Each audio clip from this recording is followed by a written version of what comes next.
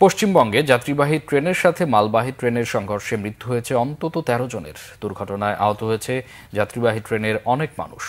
দার্জিলিং পুলিশের পক্ষ থেকে জানানো হয়েছে, স্থানীয় সময় সকাল ৯টার দিকে কাঞ্চনজঙ্ঘা এক্সপ্রেসের পেছনে মালগাড়ি ধাক্কা দিলে এই দুর্ঘটনা ঘটে। এতে শিলাইদহ অভিমুখী কাঞ্চনজঙ্ঘা এক্সপ্রেসের পেছনের দুটি বগি লাইনচ্যুত হয়ে দুমড়ে মুচড়ে যায়। দুর্ঘটনার পরপরই উদ্ধার অভিযান শুরু হলেও বৃষ্টির কারণে ব্যাহত হয় তা। গ্যাস কাটার দিয়ে বগির বিভিন্ন অংশ কেটে হতাহত যাত্রীদের বের করে আনেন উদ্ধারকর্মীরা। আহত অনেকের অবস্থা গুরুতর। দুর্ঘটনার পর কলকাতা থেকে শিলিগুড়ি রেল যোগাযোগ বন্ধ হয়ে যায়।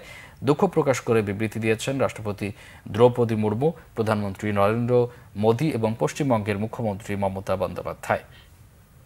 নিহত প্রত্যেকের জন্য ৫০ লাখ এবং আহতদের জনপ্রতি ৫০,০০০ রুপি করে দেওয়ার ঘোষণা দিয়েছে প্রধানমন্ত্রীর দপ্তর।